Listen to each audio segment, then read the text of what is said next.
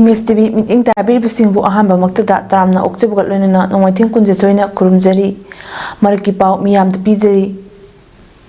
Manipur Youth League Mayolna Aikhogi Anoba Langongi Paujil Puba Lamsang Khongsatki ngasi nipal ni suban numitki khongsat ngasi ayuk pung nipal nga minit kuntra mga tabada Kakching Higher Secondary School campus tagi Thawal amasung Kakching District Apun Banlop Tagdagi Chairman Y Bege Chandra amadi Kakching Bazaar Business Welfare Association ki President Nongmaithim Sanatomba Elias Saukton anina lamthaduna chatpa hokre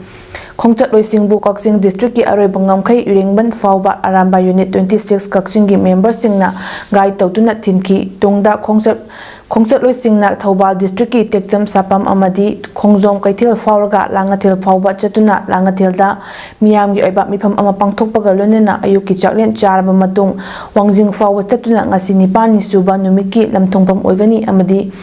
wangjing dasu miyam gi oiba mifam pangthokani hairi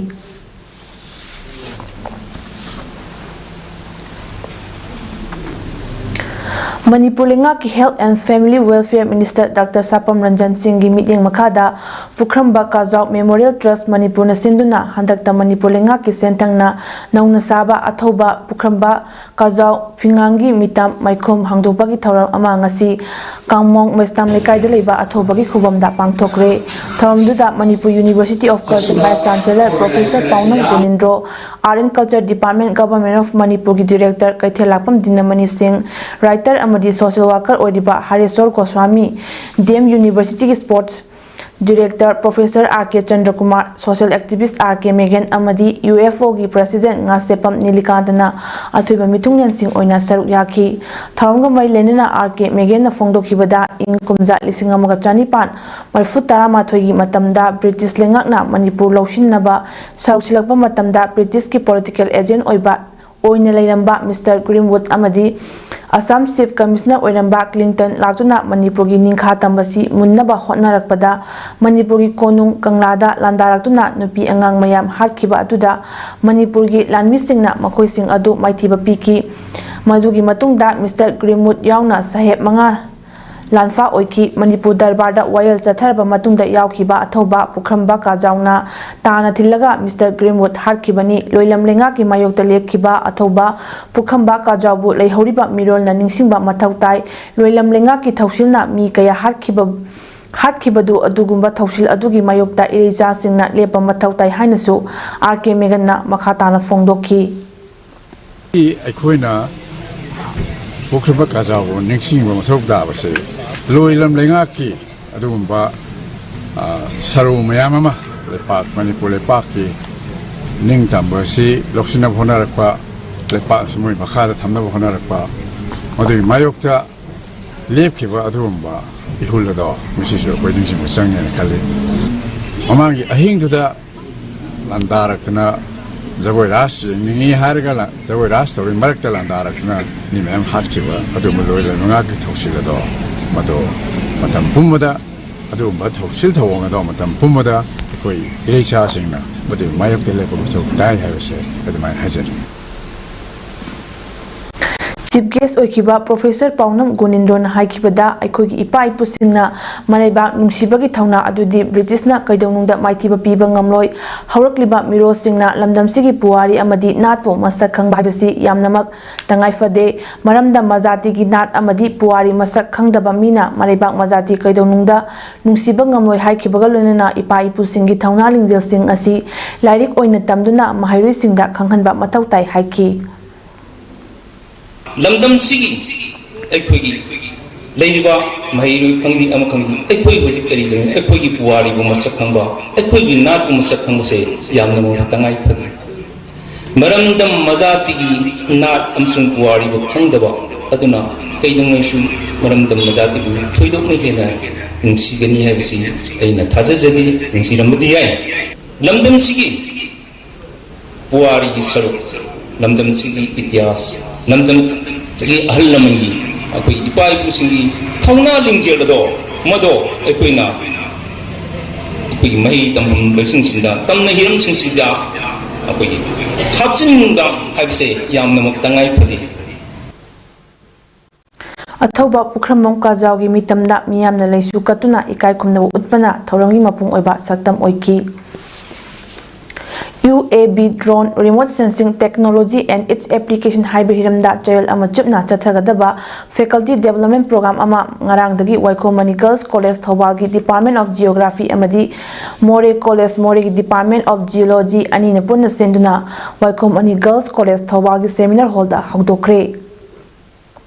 Tongan Tongan ba college amadi university gi lakpa participant humfuma pan saru yaduna chathagadoriba faculty development program adu hogdopagi tharamda Waikomani Girls College gi principal Professor H Manoranjan Sharma vice principal Dr S Syam Kiran Singh amadi Northeastern Space Application Center Umiam Meghalaya gi scientist SF Victor Saikhomna athoiba mithung sing oina saru yaki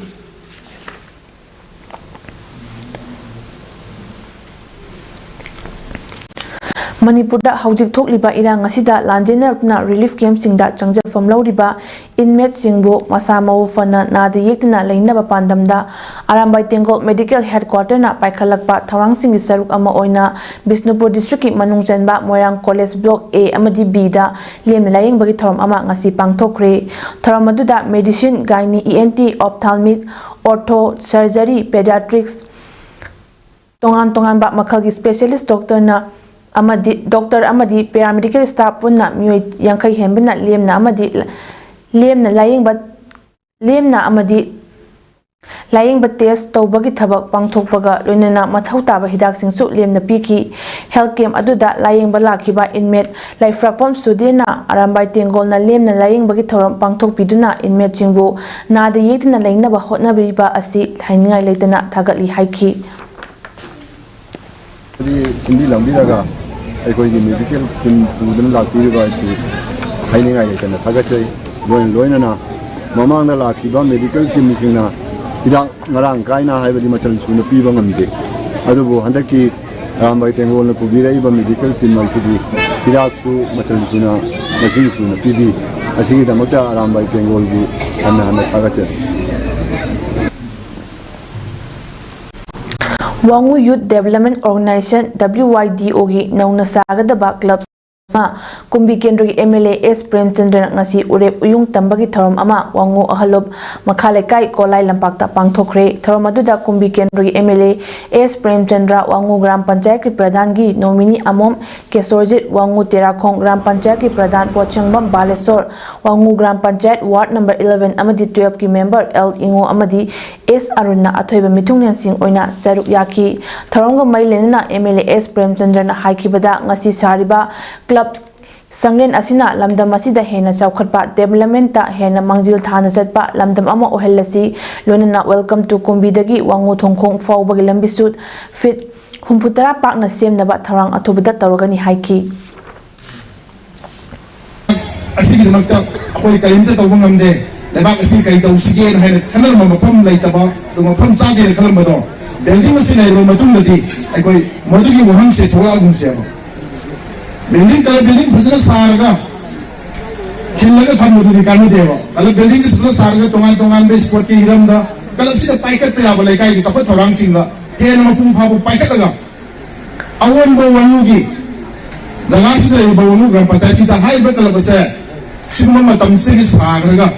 sagi ba kala base na masidi anu mayola ma koraktana koi wamu da sibam chapale hai ba ngambagi thamna sigru base kala ki sinau sida nabiu hai bisu ga ya pel tamjari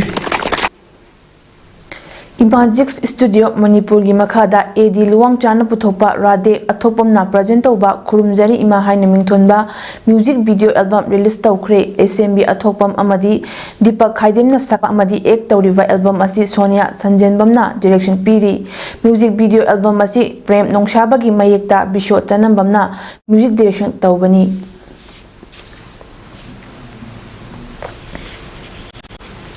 ngasi poinu gi thanil numita haing khongbal ufong yumpham da leiba lining tau sana mahi laisang da leiba ki oina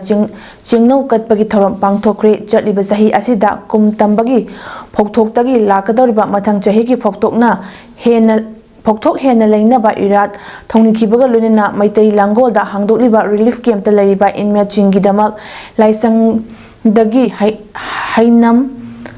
haimal laimal kalonena chingno tangnabagi Chak Yensang Puduna LSTB BP Vidyapati Senjamna Luchingduna Member Secretary Mesnam Sibadata Luang Yauna Board ki Member Namoijam Tomba Amadi Loisangi Thongmi Kharaga Lonina Ayuki Saklen Jaminakre Tharongi Manungchanna Handakta AIR Imphal gi Mitei Isai Sakpada Nauna A grade Phanglaklabi Isai Loisang LSTB ki Member Ahum Sarangtem Tharongan bi Namirapam Inausana Amadi Konsam Indira Yauna Handakta Pangthokiba Humpumathoi Suba Mr. Manipur Contest 2023 da runners up tarakuna silver medal Phanglakraba piba loisang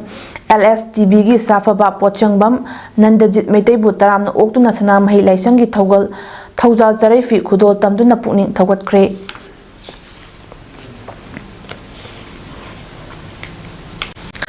Thobal District ki Yaripokta leiba Universal College of Nursing ki ahanba batch ki BSc Nursing first semester ki maharoi singi lamp lightning amasung taking ki thorom ngasi college asigi auditorium da pangthokre ngasi ki thorom aduda Manipur University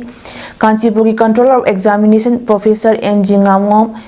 NG Nimai Singna Athoiba Mithung Universal College of Yaripoki Chairman Professor Dr. Nimai Chan Luangna Thormapu Aduga Directorate of Health Services Manipur gi Hanagi Director Dr. C.H. Chandramani Singh Directorate of Health Services Manipur gi Additional Director Dr. O. Sanahanbi Devi Manipur Nursing Council Imphal gi Register Dr. Aribam Jamuna Devi RIMS Hospital Imphal gi Nursing Superintendent Nepram Pemila Devi amasung Universal College of Nursing Yaripoki Principal Professor T.H. Nandarani Devi na akhanaba mithunglen sing oina saruk yaki atoiba mithunglen gi warolda Professor N.G. Nimai Singh na hai ngasi BSc Nursing tamliba mahairoi sing asi nongmadi soidana mathau taroktuna lamdam asigi achauba